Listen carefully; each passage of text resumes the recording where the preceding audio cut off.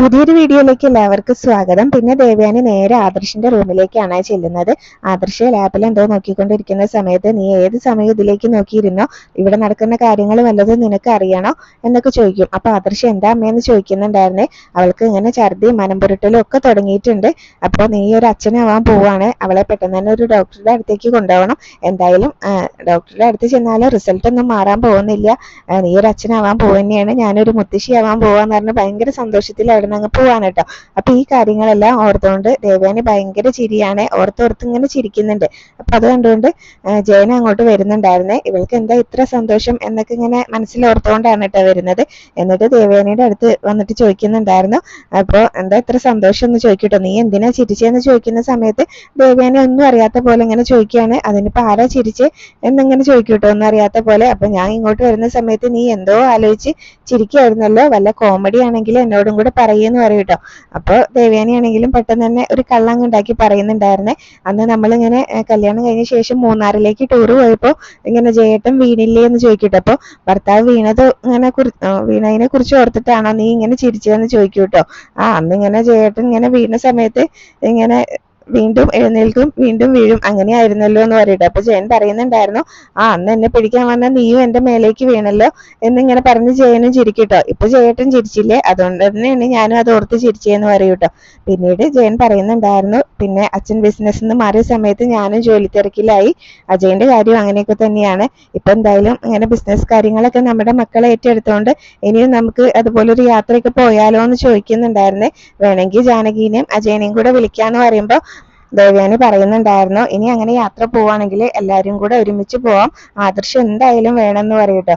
അപ്പൊ ജയൻ ചോദിക്കുന്നുണ്ടായിരുന്നു, ആദർശ് വരുമ്പോ നയനയും കൂടെ വരും, അപ്പോ ഇങ്ങനെ മരുമകൾ കൂടെ വരുന്നത് നിനക്ക് ഇഷ്ടപ്പെടില്ലല്ലോ എന്നിങ്ങനെ പറയുന്ന സമയത്ത് ദേവയാനി പറയുന്നുണ്ടായിരുന്നു, ഇഷ്ടമൊന്നല്ല, എന്നാലും ഇങ്ങനെ ആദർശ് വരുന്ന സമയത്ത് അവൾ എന്തായാലും വരുമല്ലോ, എന്നാ പിന്നെ എല്ലാരും കൂടെ ഒരുമിച്ച് അങ്ങ് പോയാല് വഴക്ക് ഒഴിവായി കിട്ടുമല്ലോ, അതുകൊണ്ടാണ് അങ്ങനെ പറഞ്ഞതെന്ന് പറയട്ടോ. പിന്നീട് പറയുന്നുണ്ടായിരുന്നു, ഞാനിപ്പോ എന്റെ കാര്യങ്ങൾക്കല്ല ഇങ്ങനെ ഇത് കൊടുക്കുന്നത്, എന്റെ മോന്റെ കാര്യങ്ങൾക്കാണ്, അവന്റെ സന്തോഷമാണ് എനിക്ക് വലുത് എന്നൊക്കെ പറയൂട്ടോ. അപ്പോ ജയനാണെങ്കിലും ദേവയാനിനോട് ചോദിക്കുന്നുണ്ടായിരുന്നു, നിന്റെ മോന്റെ സന്തോഷമാണ് നിനക്ക് വലുത്, അപ്പോ നിന്റെ മോന് നമ്മുടെ മരുമകൾ ഇല്ലാതെ പറ്റില്ല എന്ന് നീ മനസ്സിലാക്കിയിട്ടുണ്ടെങ്കിൽ പിന്നെ നമ്മൾ നമ്മുടെ മരുമകളെ സ്നേഹിക്കല്ലേ വേണ്ടത് എന്നൊക്കെ ചോദിക്കുന്നുണ്ടായിരുന്നേ. അപ്പൊ എന്തായാലും നയനെ ഇങ്ങനെ ആദർശിന്റെ കൂടെ ടൂറ് പോയതാണല്ലോ എന്നൊക്കെ ഇങ്ങനെ പറയുന്ന സമയത്ത്, അത് നീ ഇങ്ങനെ സമ്മതിച്ചിട്ടല്ലേ അവര് പോയത് എന്നൊക്കെ പറയുമ്പോ, അതെ ഞാൻ സമ്മതിച്ചിട്ട് തന്നെയാണ് പോയത്, പക്ഷെ ഇങ്ങനെ അവളെങ്ങനെ കൂടുതൽ സമയം അവളുടെ മുഖം കണ്ടുകൊണ്ടിരിക്കാനൊന്നും എനിക്ക് പറ്റില്ല, ആദർശ് അവളെ വിളിച്ചോണ്ട് പോയാല് പിന്നെ അവളുടെ മുഖം കാണണ്ടല്ലോ, അതുകൊണ്ടാണ് എന്നൊക്കെ പറയൂട്ടോ. അപ്പൊ അത് പറയുന്ന സമയത്ത് ജയനാണെങ്കിലും ചെറിയ സങ്കടമാവുന്നുണ്ട്. അപ്പോ ജയനാണെങ്കിലും പറയുന്നുണ്ടായിരുന്നു, നമ്മുടെ മകനെ അവളില്ലാതെ പറ്റില്ല എന്നുണ്ടെങ്കിൽ പിന്നെ നമ്മൾ ഇങ്ങനെ നമ്മുടെ മരുമകളെ ചേർത്ത് പിടിക്കല്ലേ വേണ്ടതെന്നൊക്കെ ചോദിക്കുന്ന സമയത്ത് ദേവയാനി ആണെങ്കിലും ഇങ്ങനെ ഉള്ളിലൊരു ചിരിയൊക്കെ വരുന്നുണ്ടായിരുന്നേ. എന്നിട്ട് ഇങ്ങനെ ജയനോട് പറയുകയാണ്, ജയേട്ടൻ വേണമെങ്കിൽ അവളെ ചേർത്ത് പിടിച്ചോ, എന്നെ അതിനൊന്നും കിട്ടില്ല എന്ന് പറയൂട്ടോ. എന്നിട്ട് അവിടുന്ന് പെട്ടെന്ന് ബെഡിൽ ഇരിക്കുകയാണല്ലോ, അപ്പൊ അവിടുന്ന് അങ്ങ് എണീറ്റിട്ട് ഇങ്ങനെ വെറുതെ ചിരിച്ചുകൊണ്ടിരിക്കുകയാണ് കേട്ടോ.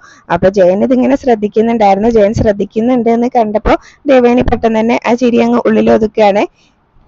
പിന്നീട് ആദർശിനെയും നയനേനെയാണ് കാണിക്കുന്നത്. നയനേനെ ഇങ്ങനെ ചേർത്ത് പിടിക്കുകയാണ് ആദർശ് വന്നിട്ട്. പൊന്ന് വിട് ആദർശായിട്ടാണ് ഇങ്ങനെ നയന പറയുന്ന സമയത്ത് ആദർശ് പറയുന്നുണ്ടായിരുന്നു, നമ്മൾ ഉടനെ തിരിച്ചു പോവും, ഞാൻ നിന്നെ ഇങ്ങോട്ട് കൊണ്ടുവന്നിട്ടുള്ളത് ഇങ്ങനെ സ്നേഹിക്കാൻ വേണ്ടിയിട്ടാണ് എന്നൊക്കെ പറയൂട്ടോ. അപ്പോ അതിനിങ്ങനെ രാവും പകലും ഇല്ലാതെ സ്നേഹിക്കണം. ഇന്നലെ രാത്രി ആണെങ്കിൽ ഉറങ്ങിയിട്ടില്ല, ഇങ്ങനെ രാത്രി ഉറങ്ങിയില്ല എന്ന് വെച്ചിട്ട് എനിക്ക് കുഴപ്പമൊന്നും ഉണ്ടാവില്ല, പക്ഷെ അസുഖക്കാരൻ ആദർശേട്ടനാണല്ലോ എന്ന് പറയാണ് കേട്ടോ. പിന്നെ അമ്മയ്ക്ക് നല്ല പേടിയുണ്ട്, നല്ല തണുപ്പൊക്കെ ആയതുകൊണ്ട് ആദർശേട്ടന് ഇങ്ങനെ ശ്വാസം മുട്ടൽ വരുമെന്നുള്ള പേടിയൊക്കെ അമ്മയ്ക്ക് ഉണ്ട് എന്നൊക്കെ ഇങ്ങനെ പറയേ. അപ്പൊ ആര് പറഞ്ഞു ഞാനാണ് അസുഖക്കാരൻ, നീ എന്റെ അമ്മയ്ക്ക് കരല് പകുത്തു കൊടുത്തിട്ട് നിൽക്കല്ലേ എന്നൊക്കെ ഇങ്ങനെ നയനിനോട് ആദർശം തിരിച്ചു പറയുന്നുണ്ടായിരുന്നേ. അപ്പൊ അവരാണെങ്കിലും ദേവയാനിയുടെ കാര്യം പറയുന്ന സമയത്ത് കറക്റ്റ് ആയിട്ട് ദേവയാനി വിളിക്കുന്നുണ്ടായിരുന്നേ. അപ്പൊ ആദർശ് പറയും, അമ്മയാണ് വിളിക്കുന്നതെന്ന് പറയൂട്ടോ. അമ്മയുടെ കാര്യം പറഞ്ഞപ്പോ തന്നെ അമ്മ വിളിച്ചല്ലോ എന്ന് പറയുമ്പോൾ അതാണ് അമ്മയും മകനും തമ്മിലുള്ള ആത്മബന്ധം എന്ന് പറഞ്ഞിട്ട് എന്തായാലും ആദർശ് കോൾ എടുക്കുന്നുണ്ടായിരുന്നേ. അപ്പൊ ദേവയാനി ചോദിക്കുന്നുണ്ടായിരുന്നു, എണീറ്റില്ലേ എന്ന് ചോദിക്കൂട്ടോ. അപ്പൊ 8 മണി ആയില്ലേ അമ്മേ, പിന്നെ എണീക്കാതെ ഇരിക്കുമോ എന്ന് പറയും. എന്നിട്ട് പിന്നെ ഇങ്ങനെ ആദർശിനോട് കാര്യങ്ങളൊക്കെ ചോദിക്കുന്നുണ്ടായിരുന്നേ. അപ്പൊ അവിടെ അടുത്ത് അമ്പലം ഉണ്ടോ, അങ്ങനെ അവിടെ പോയിട്ട് ഇങ്ങനെ പ്രാർത്ഥിക്കണം എന്നൊക്കെ പറയുന്നുണ്ടായിരുന്നു കേട്ടോ ദേവയാനി ആണെങ്കിലും. അപ്പോൾ ഇങ്ങനെ ഇവിടെ ഇങ്ങനെ ശിവക്ഷേത്രം ഉണ്ടെങ്കിൽ അമ്മയുടെ പേരിൽ ഒരു മൃത്യുഞ്ജയാർച്ചന നടത്തണമെന്ന് നയന പറഞ്ഞിട്ടുണ്ടായിരുന്നു എന്ന് പറയുമ്പോൾ എനിക്ക് വേണ്ടിയിട്ട് നിങ്ങളൊന്നും ചെയ്യണ്ട, നിങ്ങൾക്ക് വേണ്ടിയിട്ട് ചെയ്താൽ മതി എന്നൊക്കെ ഇങ്ങനെ ദേവയാനി പറയുന്നുണ്ടായിരുന്നേ. പിന്നീട് അവിടെ കുന്നും മലയും ഒക്കെ ഉണ്ടാവും, അതിന്റെ മുകളിലൊന്നും വലിഞ്ഞു കയറാൻ നിൽക്കണ്ട എന്നൊക്കെ ഇങ്ങനെ പറയാണ്. അപ്പോൾ ആദർശ് ചോദിക്കുന്നുണ്ടായിരുന്നു ഞാനോ അതോ നയനയോ എന്ന് ചോദിക്കൂട്ടോ. അപ്പൊ നിന്റെ കാര്യം തന്നെയാണ് പറഞ്ഞത്, ഇങ്ങനെ നല്ല തണുപ്പുള്ളതാണ്, ഇങ്ങനെ അസുഖം കൂടും എന്നൊക്കെ പറയാണ്. പിന്നീട് എന്തായാലും ഇങ്ങനെ നല്ല വഴി ഉണ്ടെങ്കിൽ മാത്രം പോയാൽ മതി എന്നൊക്കെ പറയൂട്ടോ. കുന്നിന്റെ മുകളിലും ഒന്നും വലിഞ്ഞു കയറാൻ നിൽക്കണ്ട, ശരീരം ശ്രദ്ധിക്കണം എന്നൊക്കെ പറയുന്നുണ്ടായിരുന്നു. പിന്നീട് അവിടെ എത്തിയിട്ട് നീ എന്നെ വിളിച്ചതൊന്നുമില്ലല്ലോ, ഇന്നലെ രാത്രി ഒന്നും വിളിച്ചില്ലല്ലോ, ഇന്ന് രാവിലെ വിളിച്ചില്ല എന്ന് പറയൂട്ടോ ദേവയാനി. അപ്പൊ രാത്രി വിളിച്ചിരുന്ന അമ്മ, പക്ഷെ നെറ്റ്വർക്ക് ഇല്ലാത്തതുകൊണ്ടാണ് കിട്ടിയില്ല എന്ന് പറയുന്നുണ്ടായിരുന്നു കേട്ടോ. അതൊക്കെ എന്താന്ന് വെച്ചാല് പോട്ടെ, ഇനിയിപ്പോ വിളിച്ചില്ലേലും കുഴപ്പമൊന്നുമില്ല എന്നൊക്കെ ഇങ്ങനെ ആദർശ് പറയുന്നുണ്ടായിരുന്നേ. ആദർശല്ല ദേവയാനി പറയുന്നുണ്ടായിരുന്നേ.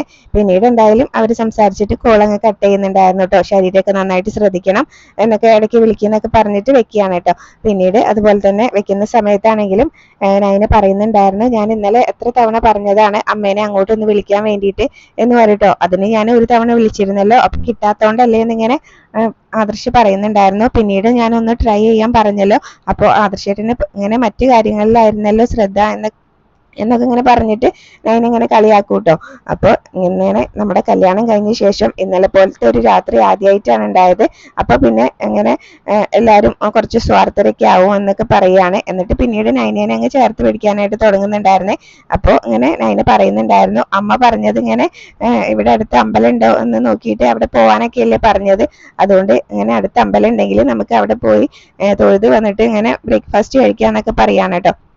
അപ്പോൾ എന്തായാലും അമ്മ പറയുന്നതൊക്കെ നിനക്ക് മനസ്സിലാക്കാൻ പറ്റുന്നുണ്ടല്ലേ എന്ന് ഇങ്ങനെ നൈനയോട് ആദർശ് ചോദിക്കുമ്പോൾ അത് നമുക്ക് മനസ്സിലാക്കാലോ, ഇവിടുന്ന് കൊടുക്കുന്ന മറുപടി എന്താണോ അതിനനുസരിച്ചായിരിക്കുമല്ലോ അവിടുന്ന് ചോദിക്കുന്ന ചോദ്യങ്ങൾ, അതൊക്കെ എനിക്ക് മനസ്സിലാക്കാൻ പറ്റും എന്ന് പറയാണ്.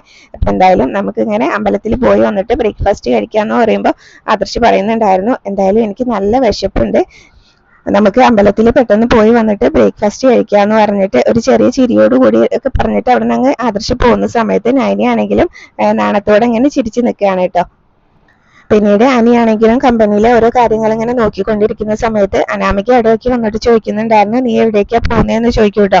അപ്പൊ ആദർശേട്ടൻ ഇവിടെ ഇല്ലാത്തതുകൊണ്ട് ഇങ്ങനെ കമ്പനിയിലെ കാര്യങ്ങൾ നോക്കണം, അവിടേക്ക് പോവാണെന്ന് പറയുമ്പോൾ നീ ശരിക്കും കമ്പനിയിലേക്ക് തന്നെയാണോ പോകുന്നത് അതോ മറ്റെവിടേക്കെങ്കിലും ആണോ എന്നൊക്കെ ഇങ്ങനെ അനാമിക സംശയത്തോടുകൂടി ചോദിക്കുമ്പോൾ എനിക്കത് ഇഷ്ടപ്പെടുന്നില്ല. പനി പറയുന്നുണ്ടായിരുന്നു നീയും എൻ്റെ കൂടെ പോരെ, എന്നിട്ട് ഞാൻ എവിടേക്കാ പോകുന്നത് ആരൊക്കെയാ കാണുന്നത് എന്നൊക്കെ ഇങ്ങനെ ഇവിടെ വന്ന് പറഞ്ഞു കൊടുത്തിട്ട് വഴക്കുണ്ടാക്കിക്കോ എന്നൊക്കെ പറയേ. പിന്നീട് അനാമിക പറയുന്നുണ്ടായിരുന്നു നിന്റെ ഏട്ടനും ഏട്ടത്തിയും ടൂറ് പോയിരിക്കുകയാണ്, അപ്പോൾ നമ്മളാണ് ഇങ്ങനെ പുതുമോടി, നീ എന്നെ എവിടേക്കെങ്കിലും പുറത്തു കൊണ്ടുപോയിട്ടുണ്ടോ എന്നൊക്കെ ചോദിക്കുമ്പോൾ അനി പറയുന്നുണ്ടായിരുന്നു നമ്മൾ എന്തിനാ വെറുതെ ഇങ്ങനെ റൂം എടുത്ത് ഇങ്ങനെ പോകുന്നത്, ഇങ്ങനെ വഴക്കൂടാണ്, ഇവിടെ ഇരുന്ന് വഴക്കൂടിയാ പോരെ എന്നൊക്കെ പറയൂട്ടോ. എന്നിട്ട് പിന്നെ രണ്ടുപേരും അതിന്റെ പേരിൽ അങ്ങോട്ടും ഇങ്ങോട്ടും പറഞ്ഞ് വഴക്കൊക്കെ അവർക്ക് ചെയ്യുന്നുണ്ടായിരുന്നു. അനാമികയാണെങ്കിലും പറയുന്നുണ്ടായിരുന്നു കല്യാണം കഴിഞ്ഞതോടുകൂടി എന്റെ ജീവിതം തീർന്നു എന്ന് പറയുമ്പോൾ അനി പറയും അങ്ങനെ ജീവിതം തീരൊന്നുമില്ല, ഇപ്പൊ ഇങ്ങനെ പെൺകുട്ടികൾ ഇങ്ങനെയൊന്നുമല്ല ചിന്തിക്കുന്നത്, ഒരു പെൺകുട്ടി ഒരു വീട്ടിലും ഇങ്ങനെ ശ്വാസം മുട്ടിയും കഴിയൊന്നും ചെയ്യില്ല, ഇങ്ങനെ ബന്ധം ശരിയല്ല എന്ന് തോന്നിയിട്ടുണ്ടെങ്കിൽ കൈയും കൊടുത്ത് പിരിഞ്ഞു പോവാണ് ചെയ്യാന്നൊക്കെ പറയുമ്പോൾ അപ്പൊ ഞാനിങ്ങനെ കൈ കൊടുത്ത് പിരിഞ്ഞു പോവാൻ നീ ഇങ്ങനെ വല്ലാതെ ഇങ്ങനെ ആഗ്രഹിക്കുന്നുണ്ട് എന്നൊക്കെ ഇങ്ങനെ പറയൂട്ടോ. അപ്പൊ എന്തായാലും പിന്നീട് ഇങ്ങനെ അനാമികയോട് പറയുന്നുണ്ടായിരുന്നു നിനക്കും നിന്റെ അച്ഛനും അമ്മയ്ക്കും ഒക്കെ എങ്ങനെ അനന്തപുരിയിലെ മരുമകളാവണം എന്നുള്ള ആ ഒരു ഇത് മാത്രമേ ഉണ്ടായിരുന്നുള്ളൂ, അല്ലാതെ എന്നോട് ഒരു സ്നേഹവും ഇല്ല എന്നൊക്കെ ഇങ്ങനെ പറയൂട്ടോ. അപ്പൊ ആ ഇത് പേരും പറഞ്ഞ് നടക്കാൻ വേണ്ടിയിട്ടാണ് ഇങ്ങനെ നീ ഇങ്ങോട്ട് വന്നത് എന്നൊക്കെ പറയും, എന്റെ പിന്നാലെ നടന്നത് എന്നൊക്കെ ഇങ്ങനെ പറയുന്നുണ്ടായിരുന്നു കേട്ടോ. നീ എന്തിനാ എന്റെ പിന്നാലെ നടന്ന് ഇങ്ങനെ കല്യാണം കഴിച്ചതെന്നൊക്കെ ചോദിക്കുന്നുണ്ടായിരുന്നു അനാമികയോടാണെങ്കിലും. അപ്പൊ എന്തായാലും കല്യാണത്തിന് മുന്നേ തന്നെ എനിക്ക് മനസ്സിലായിരുന്നു ഈ ബന്ധം നന്നായിട്ട് പോയില്ല എന്നൊക്കെ ഉള്ളത്, പക്ഷെ അതുപോലെ തന്നെ ഇപ്പൊ കാര്യങ്ങളെല്ലാം നടന്നതെന്നൊക്കെ ഇങ്ങനെ പറഞ്ഞിട്ട് അനി ഓരോ കാര്യങ്ങളും പറയാണ് കേട്ടോ. പിന്നെ അനാമിക ഇങ്ങനെ അനി ഓരോന്ന് പറയുന്ന സമയത്തും പറയുന്നുണ്ടായിരുന്നു പിന്നെ എന്നെ കല്യാണം കഴിച്ച ശേഷം മറ്റൊരുത്തിനെ മനസ്സിലിട്ടുകൊണ്ട് നടക്കുന്നത് നിന്നെ ഞാൻ എങ്ങനെ സ്നേഹിക്കാനാ എന്ന് ചോദിക്കേ.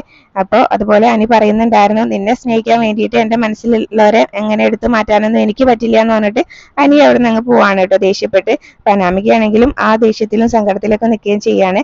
പിന്നീട് നവ്യാണെങ്കിലും അബിയുടെ അടുത്ത് വന്ന് ചോദിക്കുന്നുണ്ടായിരുന്നു 5ാം മാസത്തിൽ നീ എന്ത് ഗിഫ്റ്റ് എനിക്ക് തരുന്നതെന്ന് ചോദിക്കുമ്പോൾ അബിയാണെങ്കിലും മനസ്സിലോർക്കുകയാണ് നിനക്ക് വാഴപ്പിണ്ടി തരാമെന്ന് ഇങ്ങനെ ഓർക്കൂട്ടോ. അപ്പൊ നീ എന്താടാ ഇപ്പൊ മനസ്സിലോർത്തത്, ഒലക്കയുടെ മൂട് തരാന്നായിരിക്കില്ലേ എന്ന് ഇങ്ങനെ പറയുന്ന സമയത്ത് അബി പറയുന്നുണ്ടായിരുന്നു ഇപ്പൊ ഒലക്കൊന്നും ആരും ഉപയോഗിക്കാറില്ലല്ലോ, അതുകൊണ്ട് ഇങ്ങനെ അതിന്റെ മൂടും തരാൻ പറ്റില്ല എന്ന് പറഞ്ഞിട്ട് ഇങ്ങനെ കളിയാക്കിക്കൊണ്ട് അങ്ങനെ പറയൂട്ടോ. പിന്നീട് നവ്യാണെങ്കിലും അബിനോട് പറയുന്നുണ്ടായിരുന്നു ആദ്യമൊക്കെ നയനയുടെ കാര്യം കുറച്ച് പരിങ്ങലിലായിരുന്നു, പക്ഷെ ഇപ്പൊ അവരിങ്ങനെ ജീവിതം അടിച്ചു പൊളിക്കുകയാണെന്നൊക്കെ പറയുമ്പോൾ അബി പറയുന്നുണ്ടായിരുന്നു അവർക്ക് ജീവിതം അടിച്ചു പൊളിക്കാം, ആദർശേട്ടൻ കമ്പനിയുടെ MD ആണ്, പക്ഷെ ഞാൻ വെറും ഒരു കൂലിക്കാരനാണ് അവിടുത്തെ എന്ന് പറയുന്ന സമയത്ത് നവ്യ ചോദിക്കുന്നുണ്ടായിരുന്നു നിനക്കും 10-50,000 രൂപ ശമ്പളം ഉണ്ടല്ലോ, നീ അതൊക്കെ എന്താ ചെയ്യുന്നതെന്ന് ചോദിക്കുകയെ.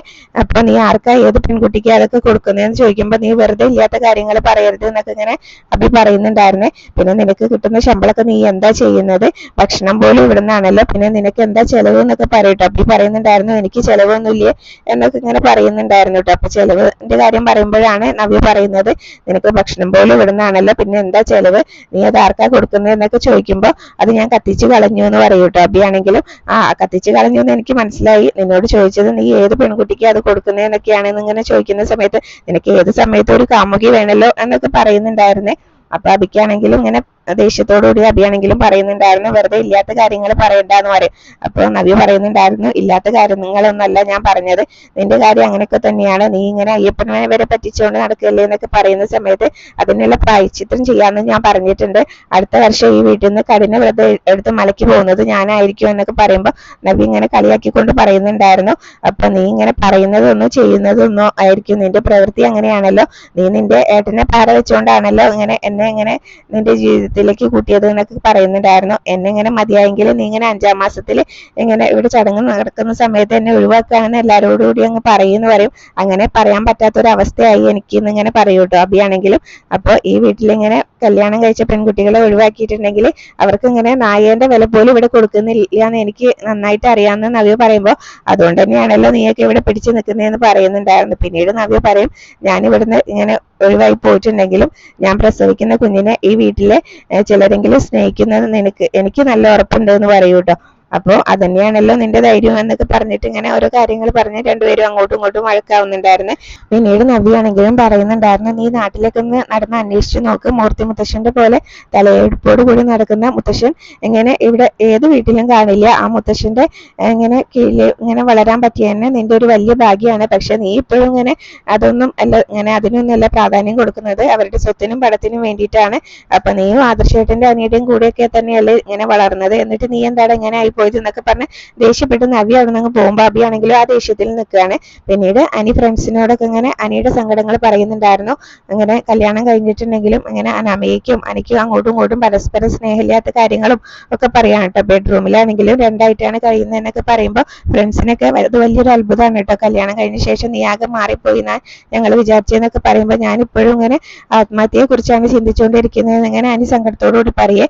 പിന്നീട് നന്ദു വിഷമിച്ച് നിൽക്കുന്നൊക്കെ കാണിക്കുന്നുണ്ട്, നന്ദുവിനെ കാണിച്ചുകൊണ്ടാണ് ഇന്നത്തെ എപ്പിസോഡ് അവസാനിച്ചത്.